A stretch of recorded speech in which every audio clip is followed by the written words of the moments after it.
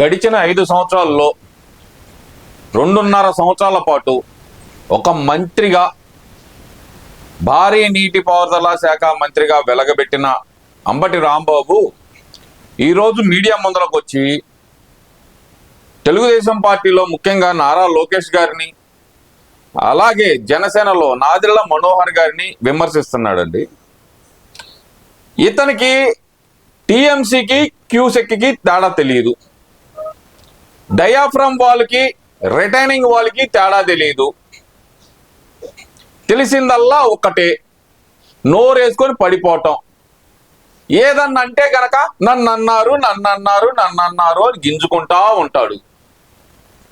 అయ్యా అంబటి రాంబాబు, నువ్వు ఎదుటాలనే మాట అనకుండా నిన్నెవరైనా ఏమన్నా అంటారా? నోరు జారుతావు, ఒక మాట అంటావు, అనిపించుకుంటావు. అదే అలవాటు ఇది మీ జగన్మోహన్ రెడ్డి దగ్గర నుంచి మీ వైసీపీ నాయకులందరికీ వచ్చిందయ్యా. ఆడేమో అక్కడ చేతిలో పిసుక్కుంటా ఏదో ఒకటి నోరు జారుతాడు పుసిక్కిన, తర్వాత మాట అనిపించుకుంటాడు. ఆ మాటల్ని కవర్ చేయడానికి మీడియా ముందరకు మీరు అందరూ వస్తారు. ఈరోజు మీడియా ముందరకు వచ్చిన అంబటి రాంబాబు ఏం మాట్లాడుతున్నాడో ఒక్కసారి వింటా విశ్లేషణ చేసే ప్రయత్నం అయితే చేద్దాం.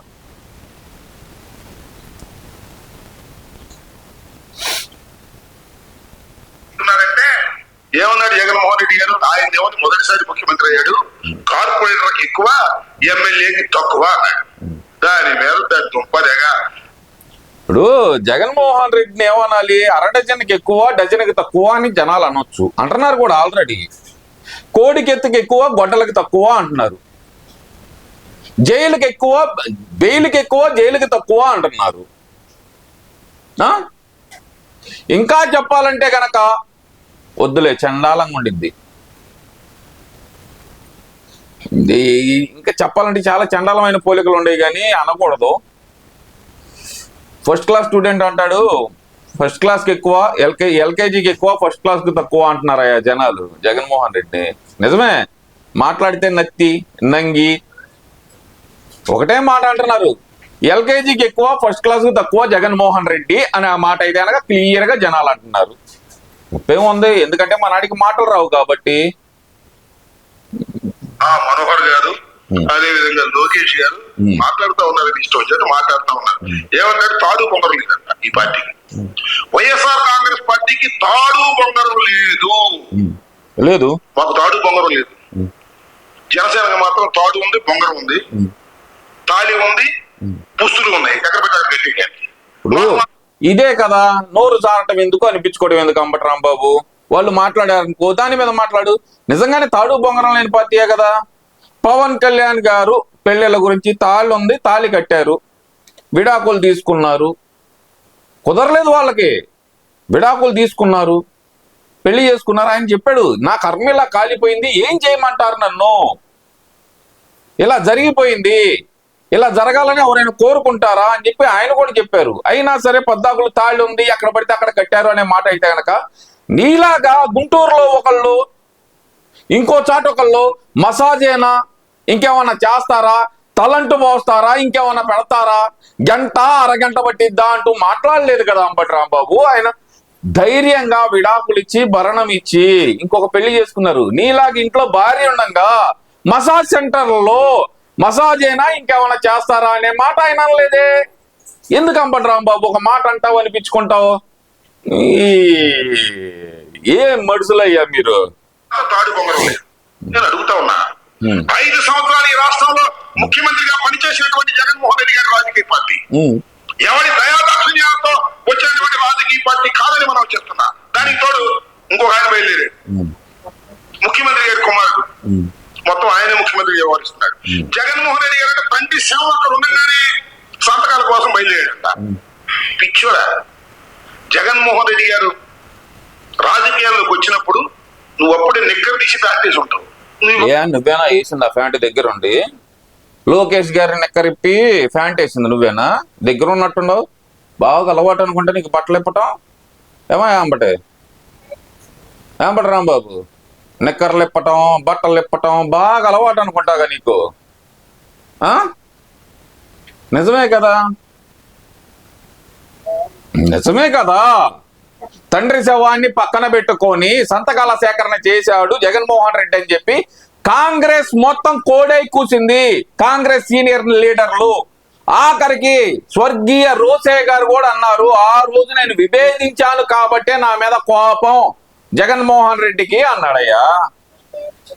వెళ్ళి చనిపోయి ఎక్కడున్నాడో ఆయన అంటాడు, మీ పని మీరు కానివ్వండి. మాట్లాడుతున్నావు, మా కర్మ అంత మించేయలేదు. కారణం ఏంటంటే నువ్వు నారా చంద్రబాబు నాయుడు గారి కుమార్ ఇంకో మాట రాజకీయాల్లోకి వచ్చినప్పుడు నువ్వు అప్పుడే నిక్కర్ తీసి ప్రాక్టీస్ ఉంటావు. నువ్వు ఇవాళ మాట్లాడుతున్నావు, మా కర్మ అంత మించేయలేదు. కారణం ఏంటంటే నువ్వు నారా చంద్రబాబు నాయుడు గారి కుమారుడు కాబట్టి నీకు ఆ వెలుగు వచ్చింది. చుట్టూరా ఉన్న రాజకీయ పక్షాలన్నీ కూడా. ఇప్పుడు జగన్మోహన్ రెడ్డి వైఎస్ రాజశేఖర రెడ్డి కొడుకు కాకపోతే, వైఎస్ రాజశేఖర రెడ్డి కొడుకు కాకపోతే ఎవడు చెప్పు? నారా లోకేష్ అంటారా? స్టాన్ఫోర్డ్ యూనివర్సిటీలో చదువుకొని వరల్డ్ బ్యాంక్ లో పనిచేసిన వ్యక్తి. జగన్మోహన్ రెడ్డి ఎవడు? నువ్వు లోకేష్ గారిని అంటున్నావు కదా, స్టాన్ఫోర్డ్ యూనివర్సిటీలో చదువుకొని వరల్డ్ బ్యాంక్ లో పనిచేసిన వ్యక్తి నారా లోకేష్. జగన్మోహన్ రెడ్డి ఎవడు? Out of YSR. వైఎస్ఆర్ అనే వ్యక్తి లేకపోతే జగన్మోహన్ రెడ్డి అనే వ్యక్తి ఎవడు? దీనికి సమాధానం చెప్పమ్మా. అంబడి కథలు నువ్వు చెప్పమాకు. నేను మనవి చేస్తున్నా, ఎవరి సంతకంతోనో ఎవరి దయాదాక్షిణ్యంతోనో రాజకీయాల్లో వెలుగొందలేదు జగన్మోహన్ రెడ్డి గారిని మనం చేస్తున్నా. స్వశక్తితో ఢిల్లీ కోటను ఎదిరించాడు. నువ్వు ఎవరి దయాదాక్షాణ్యాలతోటి అధికారంలోకి రాలేదు, రాజకీయాల్లో రాణించలేదు అంటున్నావు కదా. ఇప్పుడు ఢిల్లీ నుంచి వైఎస్ రాజశేఖర రెడ్డి ఎవరి కాళ్ళు పట్టుకొని ఎవరి గడ్డాలు పట్టుకొని బతికలాడుకొని ఎంపీ టికెట్ తెచ్చుకుంటే, ఏది సొంత తమ్ముడి చేత వివేకానంద రెడ్డి గారు రాజీనామా చేయనంటే గనక కొట్టి, ఇదే జగన్మోహన్ రెడ్డి కొట్టి రాజీనామా చేపించి అక్కడికి వెళ్ళి నచ్చ చెప్పుకొని కొడుకు కోసం టికెట్ తీసుకొచ్చింది ఎవరు? వైఎస్ రాజశేఖర రెడ్డి. అదే వైఎస్ రాజశేఖర రెడ్డి లేకపోతే జగన్మోహన్ రెడ్డి ఎవడు? చెప్పమ్మా అంబటి, చెప్పమ్మా. మనవి చేసుకుంటున్నా నేను కూడా. వైఎస్ఆర్ లేకపోతే ఈ వైఎస్ జగన్మోహన్ రెడ్డి అనే వ్యక్తి ఎవరు అని నేను మనవి చేసుకుంటున్నాను. మీ నాన్న ఢిల్లీ కొడుతో కలిసిపోయినా కూడా, సోనియా గాంధీతో కలిసిపోయినా సరే ఎదిరించి వచ్చినటువంటి వీరుడు జగన్మోహన్ రెడ్డి మనం. ఇప్పుడు సోనియా గాంధీని ఎదిరించిన ధీరుడు, ఢిల్లీ కోటను ధిక్కరించిన ధీరుడు అని చెబుతున్నావు కదమ్మా. అంబటి అసెంబ్లీకి రమ్మనమ్మా, అసెంబ్లీకి రమ్మను. 11 మంది ఎమ్మెల్యేలు ఉన్నారు కదా, 11 మందిని తీసుకొని వచ్చి, ఆయనతో కలిపి 11లేండి, ఆయనతో పాటు మిగతా 10 మందిని తీసుకొచ్చి పోరాడమను అని మేము మనవి చేసుకుంటున్నాం. అంబటి ఢిల్లీని దిగొట్టిన ధీరుడు అంటున్నావు కదా, అసెంబ్లీకి వచ్చి ఎదురుగా ఎన్నపాత్రుడు గారు, లేదు ఆయన కుదరపోతే రఘురామకృష్ణరాజు గారు ఉంటారు అక్కడ, ఇటు పక్కన చూస్తే పవన్ కళ్యాణ్ గారు ఉంటారు, ఆ పక్కన చూస్తే గనక లోకేష్ గారు ఉంటారు, ఇంకొంచెం పక్కకి వెళ్తే గనక చంద్రబాబు నాయుడు గారు ఉంటారు. వీళ్ళ ముగ్గురిని చూస్తా జగన్మోహన్ రెడ్డిని మాట్లాడమను, ఢిల్లీని దిగొట్టిన ధీరుడు అని నువ్వు మాట్లాడుతున్నావు కదా, వీళ్ళ ముగ్గురిని చూస్తా మాట్లాడమను అని మేము సవినయంగా మనం చేసుకుంటున్నాం. 151 సీట్లు గెలుచుకొని ఈ రాష్ట్రానికి ముఖ్యమంత్రి అయ్యాడు. ఆయన గురించి మీరు మాట్లాడుతున్నారు. అదే 151 సీట్లలోంచి మధ్యలో 5 పీకేసి మిమ్మల్ని 11 కూర్చోబెట్టారు ప్రజలు. అందుకే జగన్మోహన్ రెడ్డి గురించి ఎవరైనా మాట్లాడవచ్చు. అంబటి రాంబాబు దురదృష్టం, నేను మనవి చేస్తున్నా. అలాంటి మాటలు మాట్లాడుతున్నాడు చంద్రబాబు నాయుడు గారి కుమారుడైనటువంటి నారా లోకేష్ గారు. ఈ విధంగా దుర్భాషలాడేటటువంటి కార్యక్రమాలు ఇవాళ చేస్తున్నారు. ఇక్కడ ఒక మాట చెప్పాలి. నారా లోకేష్ అంటాడు, ఆత్మలతో మాట్లాడంట జగన్మోహన్ రెడ్డి గారు. ఒక పిచ్చి పత్రిక, నీ పత్రిక, మీ నాన్న దయాదక్షిణతో ఉన్న పత్రిక, పేరు చెప్పడానికి సందేహపడదు అసలు. ఆంధ్రజ్యోతి ఏబిఎన్ రాధాకృష్ణ రాస్తాడు కథనం, పిచ్చి కథనం. జగన్మోహన్ రెడ్డి గారు ఆత్మలతో మాట్లాడారు, మీరే రాస్తారు. ఇవాళ మీరు ఆత్మలతో మాట్లాడి సెట్ అయ్యారు. మేము మాట్లాడుతాం ఆత్మలతో. ఆత్మలు మాకు చెబుతున్నాయి. 3 ఆత్మలు ఉన్నాయి. ఆత్మ ఏం చెబుతున్నాయి తెలుసా? చంద్రబాబు నాయుడు అంత నీచుడు ఎవరు లేరు. ఒకటి చంద్రబాబు నాయుడు అంత 420 ఎవరు లేరు అంటే మీ నాన్నగారు అంత 420 ఎవరు లేరు అని 3 ఆత్మలు ఘోషిస్తున్నాయి ఆయన. ఒక జగన్మోహన్ రెడ్డి అయ్యా అంబటి రాంబాబు చెబుతున్నా నేను, జగన్మోహన్ రెడ్డి అంత సైకో లేడు, జగన్మోహన్ రెడ్డి అంత సన్నాసి లేడు అని చెప్పి మాకు ఆత్మలు చెబుతున్నాయి.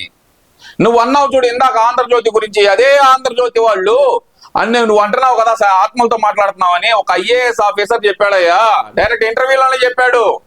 అదేందన్నా ఇలా మాట్లాడుతున్నాడు, రాత్రి నాన్నగారితో మాట్లాడాను నేను, ఆయన చెప్పాడని చెప్పి ఒక ఐఏఎస్ ఆఫీసర్ చెప్పాడు. వెళ్ళి వాడిది సంఖ ఏదైనా నాక్కోండి. సరే నారాసుర రక్త చరిత్ర అని రాశారు కదా మీ ఎక్కుపక్షి లాంటి సాక్షిలో, మరి అది ఎవరి పేపరు? రాపిచ్చిన అడ్డగాడిది ఎవరు? వైఎస్ భారతి రాపిచ్చిందా? వైఎస్ జగన్మోహన్ రెడ్డి రాపిచ్చాడా? లేదంటే గనక నువ్వు రాపిచ్చావా? నువ్వు మాట్లాడుతున్నావా? చంద్రబాబు నాయుడు గారిని 420 అంటావా? జగన్మోహన్ రెడ్డి అనేవాడిది 6093 నెంబరు. 16 ఈడీ కేసులు ఉన్నాయి, సారీ 11 సిబిఐ కేసులు, 3 ఈడీ కేసుల్లో దాదాపు 3000 సార్లు వెళ్లకుండా వికేట్ పిటిషన్ వేసుకుంటా, ఆబ్సెంట్ పిటిషన్ వేసుకుంటున్నా బతుకుతున్న జగన్మోహన్ రెడ్డి బతుకు గురించి మాకు చెబుతుంది ఒక ఆత్మ. నన్ను చంపింది ఎవడో తేల్చలేకపోయాడు, నా దొంగ నా కొడుకు, మా అన్న కొడుకుని తేల్చుకోలేకపోయాడు, నా కొడుకుని నమ్మకండి అంటూ మాకు ఒక ఆత్మ చెబుతుందయ్యా. నా కొడుకుని నమ్మొద్దు, వాడిని నేను బరాయించలేక బెంగళూరు పంపించేశాను అని చెప్పి ఇంకో పంచాత్మ మాకు చెబుతుంది. లండన్ పంపిస్తే చదువుకోవయ్యా, లండన్ పంపిస్తే కనుక లండన్ నుంచి పారిపోయి వచ్చాడు మా వాడు అంటూ అదే పంచ చనిపోక ముందల అసెంబ్లీ సాక్షిగా చెప్పింది.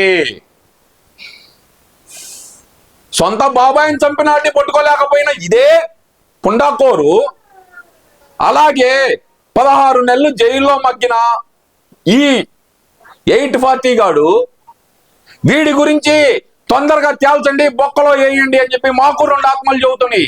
మరి తేలుద్దామా, సిద్ధంగా ఉన్నావా అని మేము సవైనంగా మనయో చేసుకుంటున్నాం. అయ్యా అంబటి రాంబాబు, గంట అరగంట అంటేనే నీకు పొడుచుకొచ్చిద్దే. పెళ్లిళ్ళ గురించి పదే పవన్ కళ్యాణ్ గురించి మాట్లాడినప్పుడు వాళ్ళకు పొడుచుకురాదా? ఆత్మలతో మాట్లాడాడు అని చెప్పింది ఒక ఐఏఎస్, వెళ్ళి వాడి సంకనాకండి, సంబంధం లేదు. ఇంకో విషయం కూడా చెబుతున్నా, చంద్రబాబు నాయుడు గారి గురించి మాట్లాడేటప్పుడు కానీ, పవన్ కళ్యాణ్ గారి గురించి మాట్లాడేటప్పుడు కానీ, లోకేష్ గారి గురించి మాట్లాడేటప్పుడు కానీ మర్యాద ఇచ్చి పుచ్చుకోండి. మీరు మర్యాద తప్పితే గనక అందరూ మర్యాద తప్పుతారు. ఈ 840 గురించి కూడా చెబుతుంది ఒకటే, ఈ జగన్మోహన్ రెడ్డిని తొందరగా జైల్లో వేయండి అని చెప్పి మాకు 2 ఆత్మలు చెబుతున్నాయి. అందులో ఒక ఆత్మ వచ్చేతలికి నన్ను చంపింది ఎవరో తేల్చండి అని మొత్తుకుంటుంది ప్రతిరోజు. నన్ను చంపింది ఎవరో తేల్చండి అని చెప్పి రోజు మొత్తుకుంటుంది అయ్యా ఆత్మ. ముందల బాబాయ్ ఆత్మ, వివేకానంద రెడ్డి గారి ఆత్మ తన వెంట ఎక్కడ పడిద్దో అని చెప్పి ఇంటి చుట్టూతా బారికేడ్ కట్టించుకున్నాడు. తనే ఎక్కడికి వెళ్ళినా సరే పరదాలు చుట్టూరుతా పెట్టించుకున్నాడు. ఇదే జగన్మోహన్ రెడ్డి. మాట్లాడదామా? మీకు పదే చెప్తున్నాను, మళ్ళీ హెచ్చరిస్తున్నా మిమ్మల్ని, మాట పొదుపు, నోరు అదుపులో పెట్టుకోండి. మీరు నోరు జారితే కనుక అందరూ నోరు జారాల్సి వస్తుంది. తర్వాత పరిణామాలు చాలా తీవ్రంగా ఉంటాయి అంబటి రాంబాబు.